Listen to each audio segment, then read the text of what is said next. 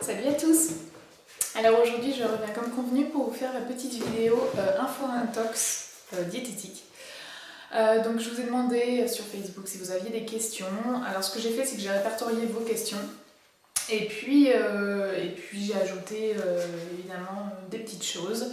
Je vais sans doute en oublier encore une fois, mais je vais peut-être la faire en 2 fois, donc voilà, ne vous inquiétez pas. Si vraiment vous avez d'autres questions qui peuvent entrer dans le cadre de cette vidéo, n'hésitez pas à les poser en commentaire.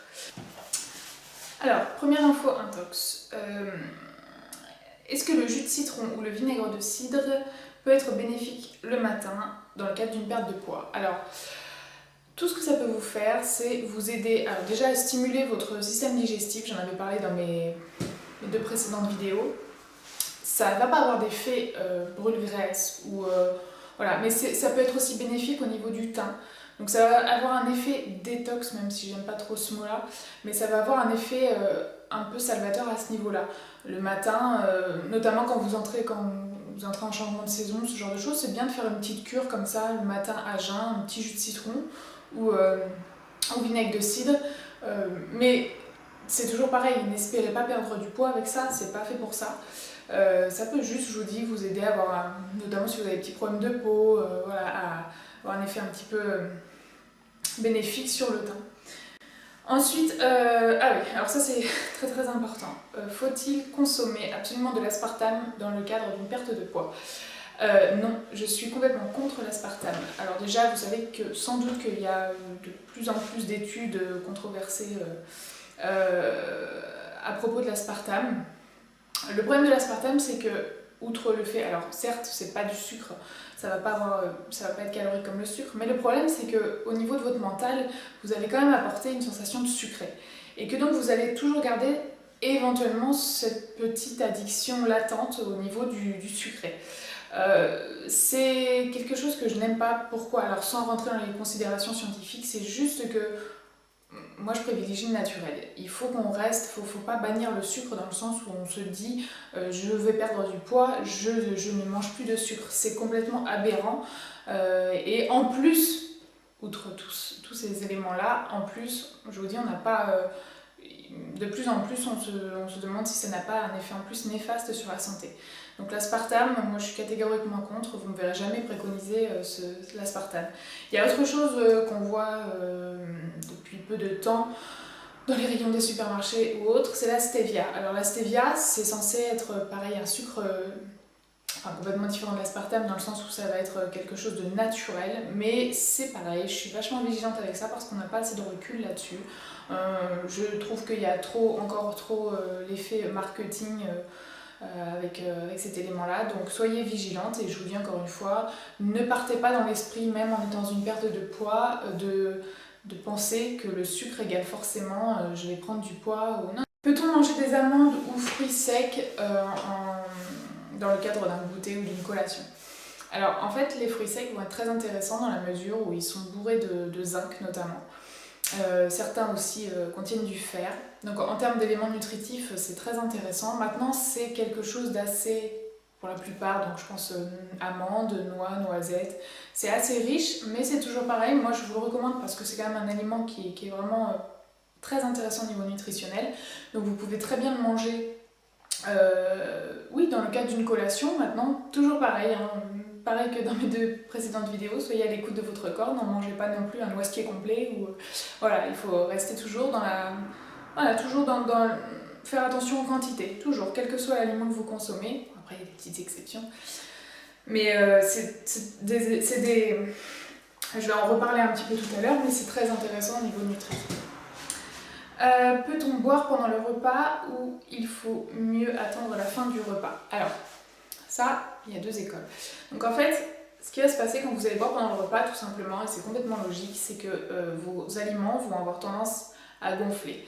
Ça peut occasionner des sensations de ballonnement, ça peut être un peu désagréable, mais toujours pareil, ça dépend des gens. Il y a des gens qui n'éprouvent aucun problème à boire pendant les repas.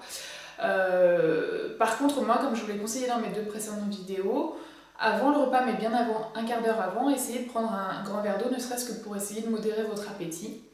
D'ailleurs, ça rejoint une question qu'on m'a posée aussi sur Facebook. Ça peut vous aider. Il y a des gens sur lesquels ça ne fait rien, mais il y a des gens qui vont se sentir plus rapidement rassasiés. Et puis ça va vous permettre aussi d'avoir moins soif pendant le repas. Après, si vous avez des sensations de ballonnement, vous pouvez aussi boire après, il n'y a aucun souci. Mais toujours pareil, ça va arriver dans votre estomac est déjà rempli, donc vous allez aussi pouvoir vous sentir plus rapidement rassasié. Donc d'une manière générale, moi je vous conseillerais plus de boire avant, soit un quart d'heure avant, soit juste avant le repas.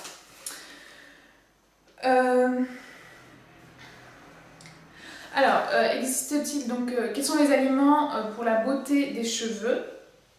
Donc, alors, ce qu'il faut savoir quand vous voulez un petit peu consommer des aliments qui vont favoriser la beauté de vos cheveux, c'est qu'il faut absolument qu'ils contiennent du zinc, du fer et des vitamines du groupe B. Alors, ces éléments-là, vous les trouvez, donc le fer, on les trouve dans la viande, j'aime pas dire ça mais je suis obligée, dans certains légumes, notamment les lentilles, le persil en regorge. N'hésitez pas à ajouter un petit peu de persil sur vos plats, ça regorge de fer, c'est tout bête, hein, c'est pas ça qui va changer le goût de votre plat, et franchement c'est un aliment qui regorge de fer. Vous en avez également dans pas mal de poissons. Donc ensuite, pour le zinc, c'est surtout les fruits de mer. J'ai failli dire les fruits de merde. N'importe quoi. Je peux pas rester sérieuse très très longtemps, c'est trop pour moi. Oui, les fruits de mer en regorge. Et notamment, donc on en parlait tout à l'heure, vous avez également du zinc dans les noisettes. Ça, c'est pour ça que je vous dis que c'est quand même les fruits secs qui sont intéressants au niveau nutritif. Et donc les vitamines du groupe B, donc elles vont être présentes surtout dans les céréales qui contiennent des germes de blé. Voilà, faites attention aux céréales, on va y revenir après aussi. Ensuite, ça c'est une question très intéressante qui m'a été posée. Les légumes en conserve perdent-ils leurs vitamines? Alors oui, ils perdent leurs vitamines. En plus, c'est pas à petite échelle. La plupart, à peu près, c'est entre 30 et 40%. Donc c'est quand même vraiment important.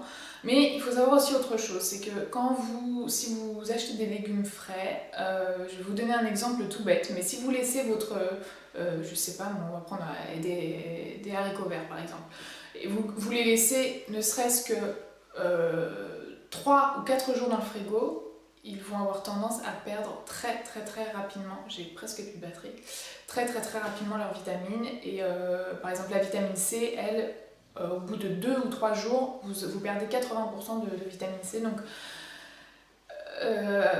voilà, les légumes en conserve quand même, ça se conserve sur le long terme. Ils ont déjà perdu leur vitamine à la base, mais le problème c'est que voilà, les légumes frais, c'est pas non plus une science exacte. Par contre, et là je vais venir aussi à une autre question, les légumes surgelés. Alors les légumes surgelés, c'est quelque chose qui va être très intéressant, contrairement aux idées reçues. Ça va sans doute couper. Contrairement aux idées reçues, c'est que voilà, en fait il est congelé normalement juste après cueillette, donc on va conserver toutes les vitamines, et ça c'est quelque chose de très intéressant, mais en règle générale, parce que ce qui est sympa aussi, c'est que quand on n'a pas forcément le temps, on peut s'acheter des poêlées de légumes prêtes. Alors je vais y revenir après, toutefois il faut faire attention à certaines choses, mais voilà, les produits surgelés, contrairement aux idées reçues, c'est très très bien. Et faut le garder en tête. Enfin, et puis les légumes en conserve, quand même, faut être vigilant parce que je vous dis, ça perd quand même beaucoup de vitamines. Est-il vrai que ne pas manger de viande provoque des carences? Alors c'est pas moi qui vais vous dire le contraire, c'est totalement faux dans la mesure où vous pouvez trouver vos apports en fer supplémentaires dans d'autres aliments que la viande. J'en suis la preuve vivante, ça fait, pour cette histoire, ça fait plus de 10 ans que je mange plus de viande, ouais, voire même 15 maintenant, je vieillis. Non, alors c'est sûr que les médecins vont plus avoir tendance à vous dire de ne pas bannir la viande parce que c'est beaucoup plus simple pour eux de vous le dire, et plutôt que de vous dire bah voilà, il faut que tu manges ça, ça, ça et ça. Mais je vous garantis que vous pouvez trouver vos apports en fer dans d'autres aliments. Je vous les ai cités précédemment. Vous avez plein d'aliments qui regorgent de fer. Alors par contre, excusez-moi, j'ai un chewing-gum, c'est hyper mal élevé, mais voilà. Par contre, oui. Les végétaliens, alors là par contre je suis beaucoup plus nuancée, parce que c'est vrai que si vous commencez à bannir après tous les produits voilà, de type œufs, lait, Là, ça devient un petit peu plus compliqué. C'est vrai qu'il vaut mieux vous supplémenter, que ce soit en fer, parce que ça devient vraiment plus dur de pouvoir un petit peu combler ce manque. Donc voilà, pour les végétaliens, j'ai quand même un petit peu plus de réticence. C'est possible, hein, c'est faisable, mais toutefois, je conseille vraiment à toutes les personnes qui sont végétaliennes de faire des analyses de sang très très régulièrement, justement pour voir si elles ne manquent pas si elles ne sont pas carencées en quoi que ce soit. Les végétariens, c'est très très simple de ne pas être carencé. Peut-être que je vous ferai une vidéo spéciale, j'ai eu pas mal de demandes là-dessus, et puis j'en profite pour dire que toutes les personnes qui tendent vers ce type d'alimentation, je vous félicite. Voilà, c'est mon petit message personnel parce que voilà, c'est un signe d'évolution et d'empathie à mon sens. Alors voilà, ça n'engage que moi, hein, je ne jette pas la pierre sur ceux qui mangent de la viande, mais voilà, je tenais à vous féliciter. Voilà, ça c'est dit.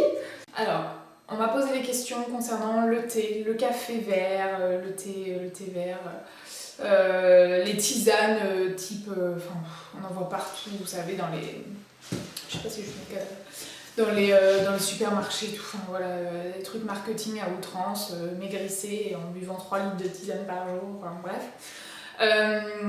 Les filles, faites vraiment attention à tout ce qui est marketing, à tout ce qui est dès que vous voyez quelque chose écrit en gros, machin et tout.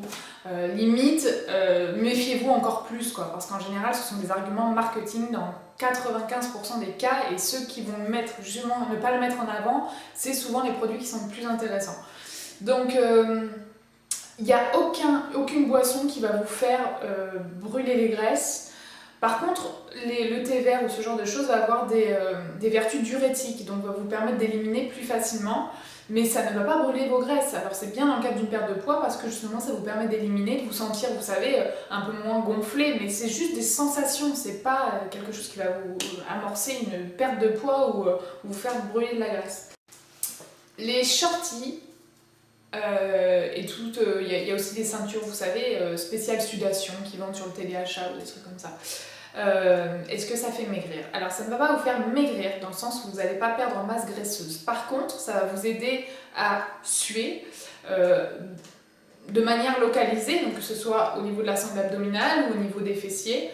Et donc en fait ça va vous donner une impression quand vous allez enlever En fait, l'impression va être juste visuelle, donc c'est intéressant pour vraiment les filles qui ont un petit souci voilà, au niveau visuel, mais par contre, croyez pas que ça va vous faire perdre du poids, hein. Ça va vous faire perdre de l'eau, mais pas de la graisse et pas du poids, c'est pas vrai non plus. Mais ça peut être intéressant même au niveau de l'aspect de la peau, qui peut paraître un petit peu plus lisse. Il faut forcément faire du sport dans le cadre d'une perte de poids. Non. J'aurais même tendance à dire que si vous faites du sport pour maigrir, alors ça c'est vraiment propre à ce que j'ai pu constater, si vous faites du sport pour maigrir, c'est même vraiment à double tranchant, je m'explique. Vous allez comprendre tout de suite. Donc je décide de maigrir, je commence à me mettre à faire du sport, machin, je vais brûler plus de calories, donc c'est cool, je vais perdre du poids, je suis contente et tout, machin. Dans cette optique-là, après, vous décidez, une fois que vous avez perdu votre poids, vous dites, bon, bah j'arrête le sport, c'est bon, j'ai perdu le poids. Bah oui, mais non. Parce que si vous arrêtez le sport, vous allez brûler beaucoup moins de calories, et donc vous allez risquer de reprendre votre poids. Au même titre que, c'est un petit peu lié à ce que je vous disais sur la restriction alimentaire. Si vous entrez trop dans la restriction pendant votre rééquilibrage alimentaire, moi je parle jamais de régime, et ben, une fois que vous allez vous dites, bah c'est bon, j'ai perdu les kilos souhaités, je me refais plaisir, je mange comme avant, mais vous allez tout reprendre, c'est juste logique. Pour ça qu'il faut vraiment arriver à un équilibre alimentaire, mais que vous gardez à vie. Mais ça ne veut pas dire que vous êtes dans la restriction. Donc c'est pareil pour le sport. Le sport, si vous avez l'habitude de faire du sport et que vous comptez continuer après votre perte de poids, il n'y a aucun souci, vous pouvez le faire. Mais dans le cas contraire, si vous faites du sport vous avez décidé de faire du sport que dans le cadre de votre perte de poids et que vous arrêtez après, non, là je suis contre.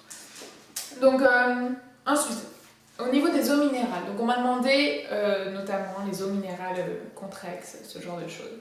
Ça c'est pareil, c'est marketing, et j'irais même jusqu'à dire que pour les filles qui ont des problèmes de reins, qui sont sujettes aux cystites ou aux calculs rénaux, ce sont des eaux à bannir, parce qu'elles vont présenter un résidu à sec très très important. Et moi je sais que par exemple si je bois de la Contrex, je vais pas aux toilettes pendant 10 heures, quoi. Enfin, moi ça me bloque complètement. Donc voilà, c'est un peu des eaux marketing. Par contre, je vous conseille des eaux riches en magnésium. Vous avez l'Épar qui est très bien. Vous avez la Courmayeur, mais c'est pareil, elle va avoir tendance un petit peu à être trop riche en résidus à sec. Donc si vous avez des problèmes de rein, attention. Vous avez la Volvic qui est très bien aussi. Voilà, c'est pareil, hein, une eau minérale ne va pas vous aider à maigrir. Non, c'est complètement faux. Voilà, des croyances comme ça.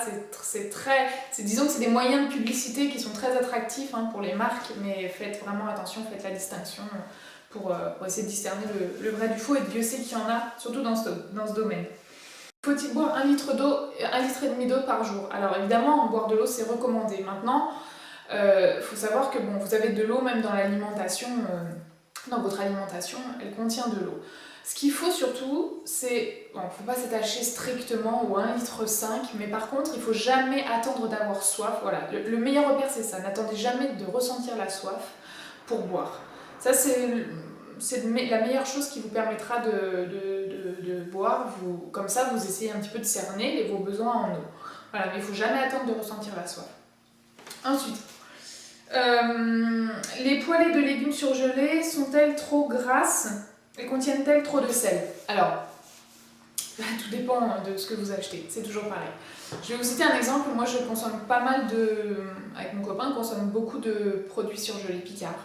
Parce que déjà vous trouvez des choses très très abordables en termes de prix, et aussi parce qu'ils vendent justement des poêlées de légumes sans sel ajouté, vraiment tel quel. C'est vous qui faites votre mixture. Alors il y en a aussi justement qui sont un peu préparés avec du sel et tout, mais vous pouvez en trouver sans rien d'ajouter, et c'est vous qui faites votre mixture. Et dans ce cadre là justement je vous recommande vraiment la sauce soja, parce que la sauce soja elle va permettre d'apporter, attention c'est très salé la sauce soja, mais justement elle apporte un bon petit goût, et vous allez avoir tendance vous avez absolument pas besoin de saler le plat avec la sauce soja, et donc ça peut être aussi une bonne alternative au sel. Donc c'est toujours pareil, faites attention à ce que vous achetez, regardez s'il y a eu des ajouts de sel ou s'il y a eu des ajouts de matière grasse.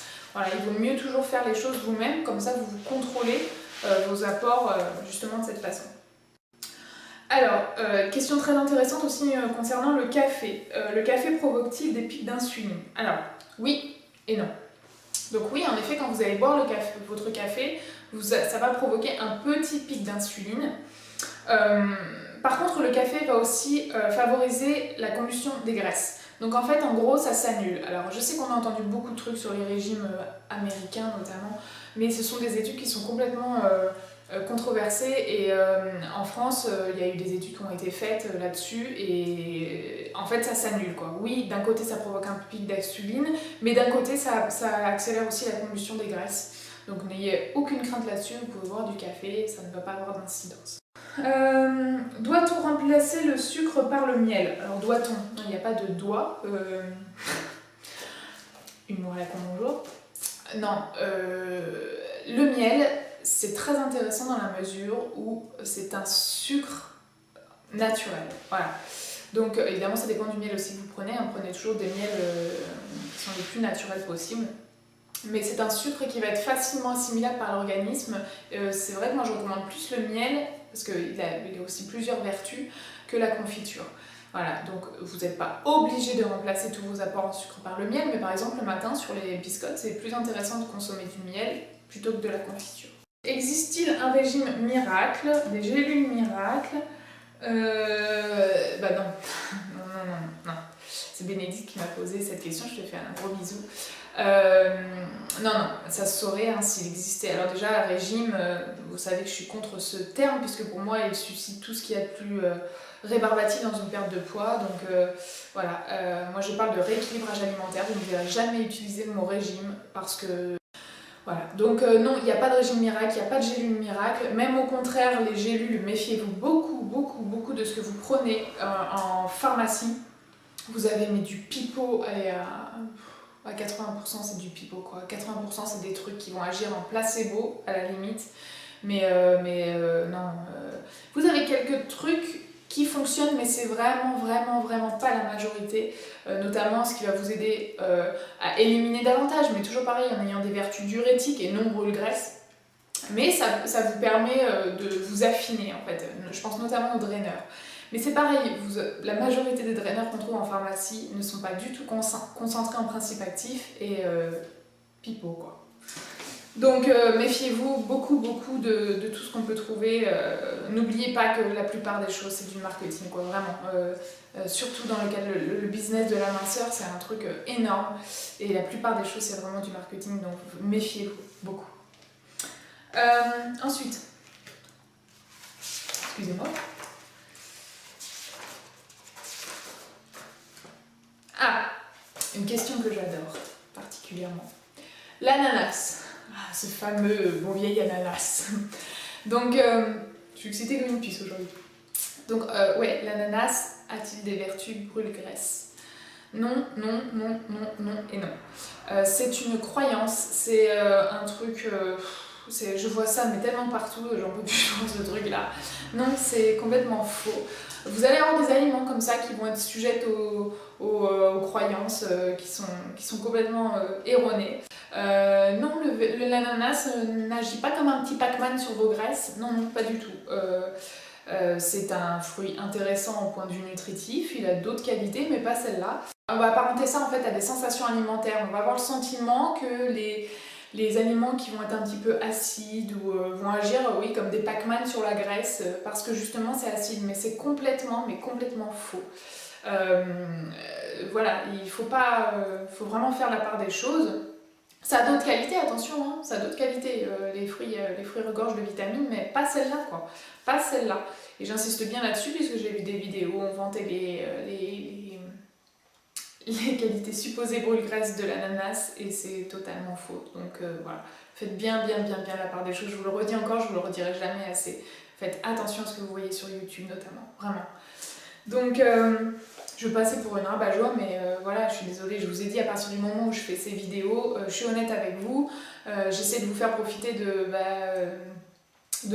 mes connaissances et de mon métier pour pouvoir vous aider, et il y a des choses que je peux pas, malheureusement, je peux pas fermer les yeux dessus. Quand vous voyez des choses qui peuvent même être graves, vous pouvez pas fermer les yeux dessus. Donc encore une fois, méfiez-vous beaucoup des pseudo-diététiciennes qui se trouvent sur YouTube. Bam, c'est fait. Ensuite, les yaourts 0%, question très intéressante aussi. Pareil, les 0%, la plupart de ce que vous trouvez en supermarché, c'est du marketing, c'est quelque chose, en plus, je sais pas si vous avez remarqué, mais vous faites le comparatif entre le prix du 0% et un yaourt normal, c'est parfois du simple au double. Donc j'ai envie de leur dire, messieurs fabricants de yaourts magiques, j'ai envie de leur dire beaucoup de choses, mais c'est pas, ça serait un petit peu grossier, donc voilà.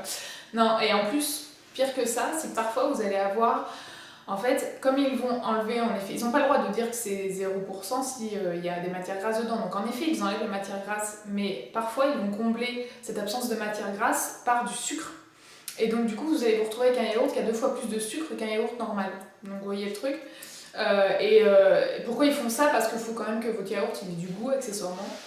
Donc méfiez vraiment, moi je vous assure, hein, prenez plutôt un yaourt lambda qui va avoir un bon apport nutritionnel, mais évitez tout ce qui est produit 0%, tombez pas là-dedans, franchement, je vous assure que la plupart des yaourts 0%, c'est pareil, c'est du marketing. Donc vraiment, on se méfie. Et pareil pour les céréales, je vous en ai pas parlé, mais on va en profiter pour en parler en même temps. Faut que je pense à respirer un peu. Les céréales, c'est pareil, vous avez pas mal de céréales, je vais pas citer de marque, hein, mais enfin si, je vais en citer, Fitness, Special K, tous ces trucs-là. C'est des céréales qui vont être très attractives parce que vous avez des jolies silhouettes sur les emballages et vous vous dites ah bah ça c'est cool dans le cadre de ma perte de poids, sauf que la plupart de ces céréales restent très sucrées. Et encore une fois, c'est souvent pas intéressant quand on regarde. N'hésitez pas à regarder les petits tableaux, vous savez, vous avez des petits tableaux qui vous montrent un peu les apports nutritionnels de chaque aliment. Donc essayez de vous familiariser avec ça, ça va vraiment vous aider à savoir un petit peu où vous allez et à essayer d'éviter les pièges. Ensuite, faut-il sauter les repas dans le cadre d'une perte de poids? Non, surtout pas. C'est complètement le contraire, je vous ai dit, hein, je vous renvoie vers mes 2 premières vidéos diététiques, vraiment pas. Sauter le repas, c'est ce qui est pire. Si vous mangez pas le midi, le soir, tout ce que vous allez manger, votre corps va s'en souvenir, il va se dire hey, tu m'as fait quoi Coco là ce midi, je vais stocker 2 fois plus, tu vas pas comprendre ton malheur. Qui est aussi une des meilleures pour la faim, peut-on manger des fruits à volonté? Non, non, non, non, c'est une intox. C'est une intox parce que le fruit, faut pas oublier que, enfin la plupart des fruits, faut pas oublier que ça reste sucré, très sucré. Donc non, on contrôle son apport en fruits.